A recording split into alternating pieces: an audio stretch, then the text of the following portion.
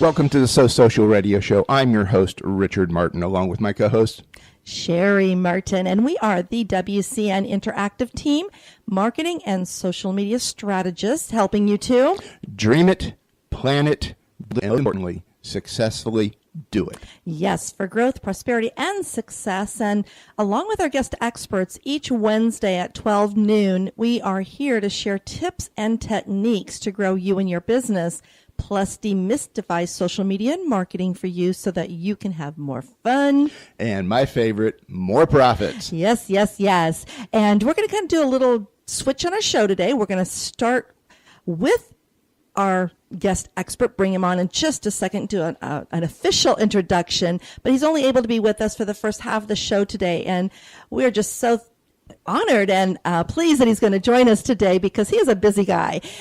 So let me just go ahead and do an official introduction, bring Matthew on, and then let's get started with our conversation, and we'll just take it for where it goes here. But Matthew Montoya is a national product trainer with Constant Contact, and he's been with them for over 5 years. In that time, he's traveled to 46 states to teach over 9,000 plus Constant Contact customers and partners how to better use the product.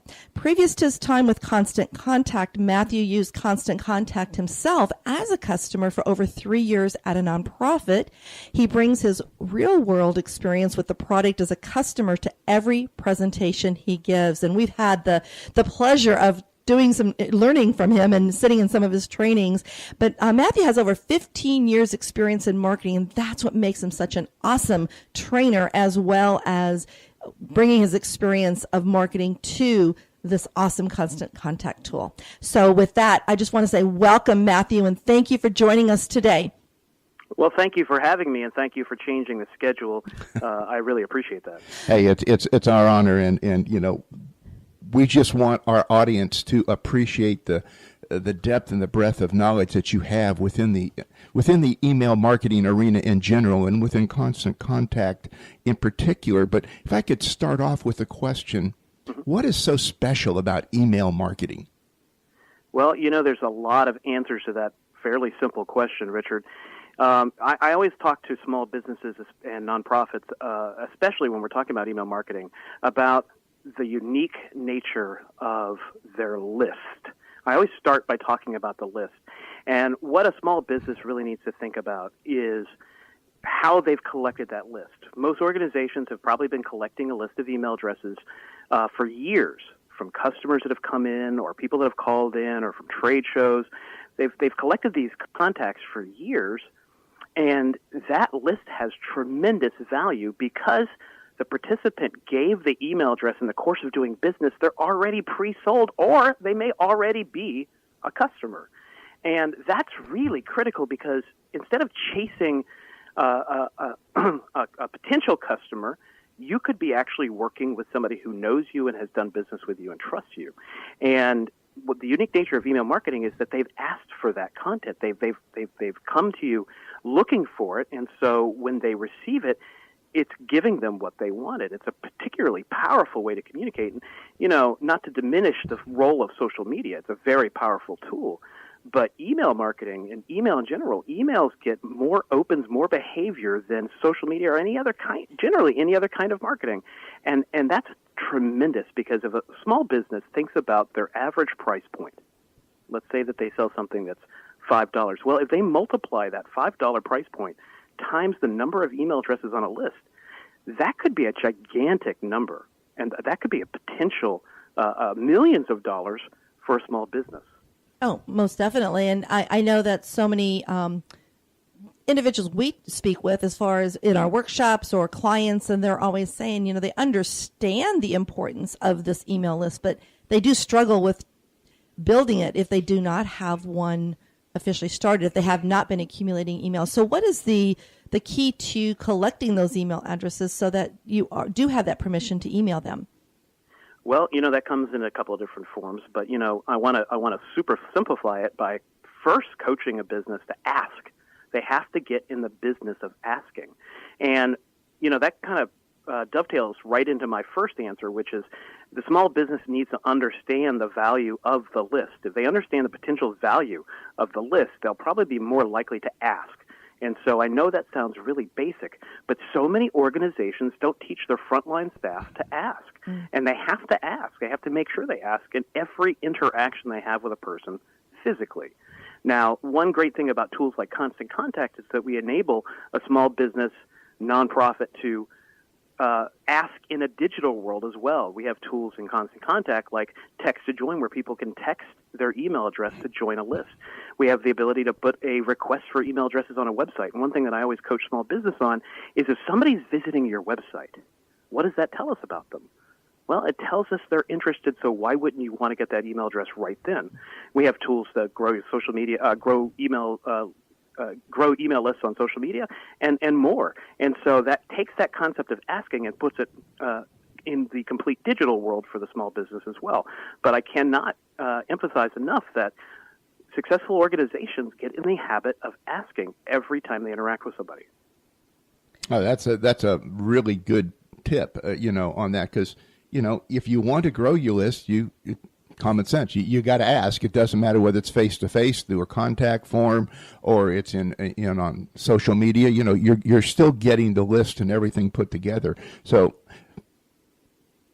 but when we get to, I'll point out one statistic for you, Richard. I'm sure you guys know this, is that organizations that ask have a 50% response rate. Now, on the surface, that doesn't sound that great, 50%, but that means 50% of the audience is going to give you their email address, and that audience is tremendously valuable to a business.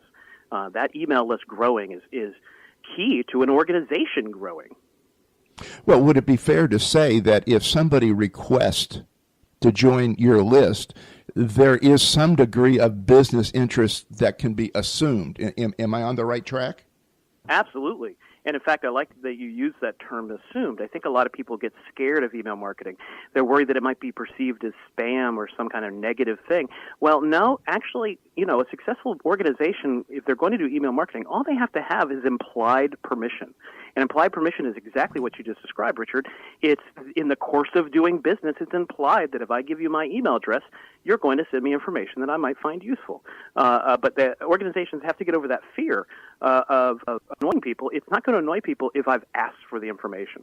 Oh, most definitely. And I do know, I hear from so many individuals saying, well, that's great, but when I get them, then so many leave my list. And I said, well, that's your responsibility. Now that you have their permission, they want to hear from you. So it is up to you, and it's your responsibility to find that interesting and valuable information for them. Make it client focused.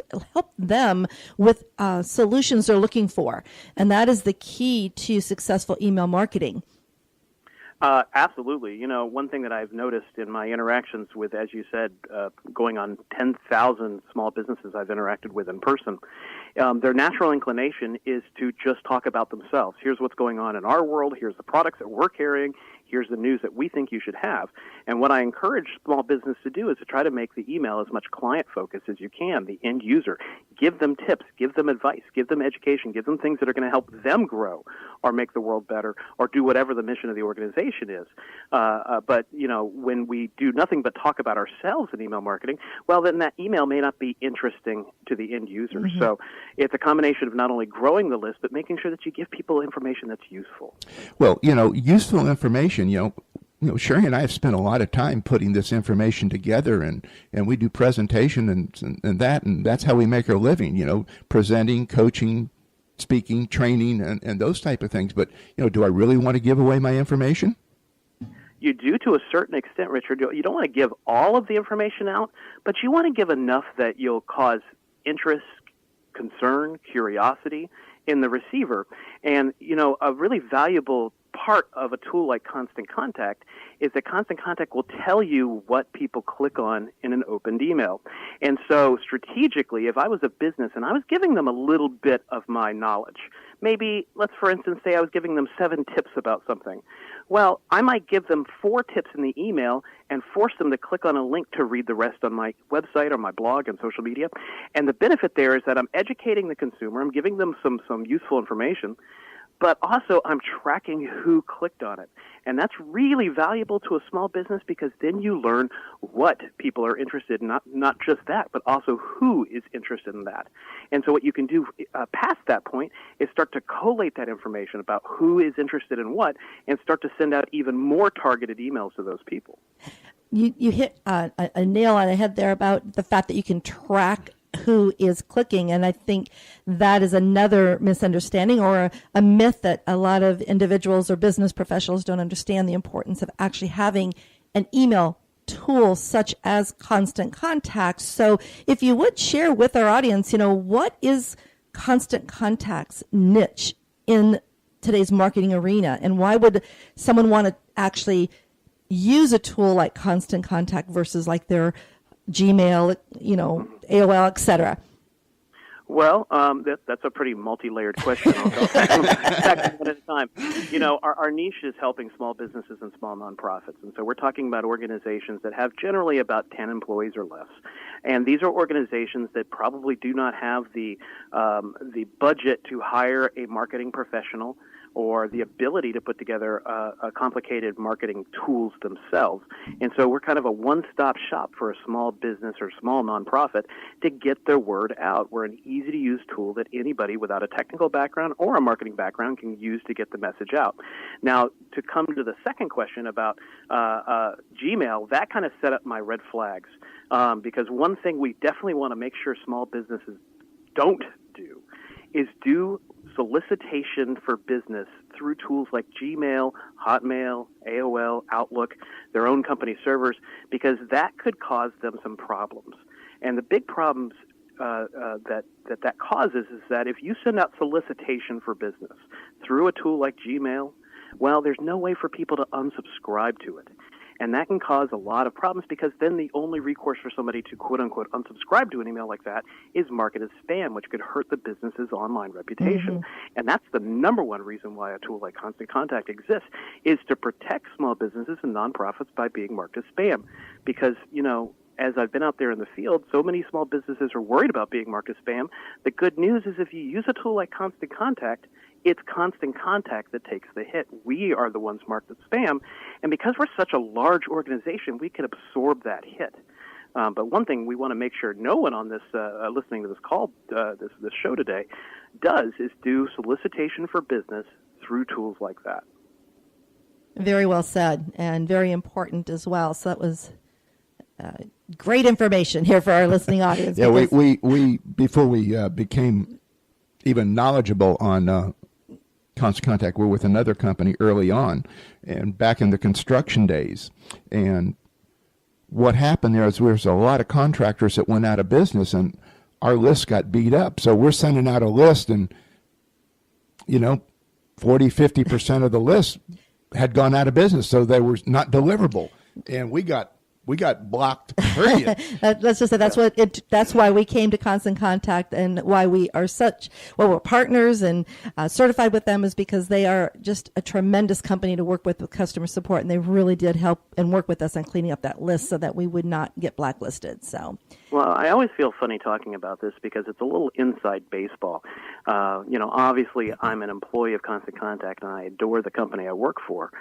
But one thing folks have to understand is if you've not tried Constant Contact, we are most well known not for our easy-to-use tool and not for the high deliverability rate of our product, which is about 99.9% of the emails we send out do get delivered, which is better than our competition. But it's our customer service. Our customer service is what people keep coming back for, why they stay with us as long as they do. People will leave and then come back just because our customer support is so fantastic. We understand that most organizations that might use a tool like us are not marketers or may not be in the technology sector. And our customer support is so fantastic because, one, it's free. Two, it's U.S.-based. We do not outsource our customer support. And three, our folks are trained not only to help with the product and the technical stuff, but they're also trained to help with marketing. So organizations that are struggling for, let's say, a perfect subject line, well, we have folks that can help them do that. Love it. And what's the purpose of having that magnificent subject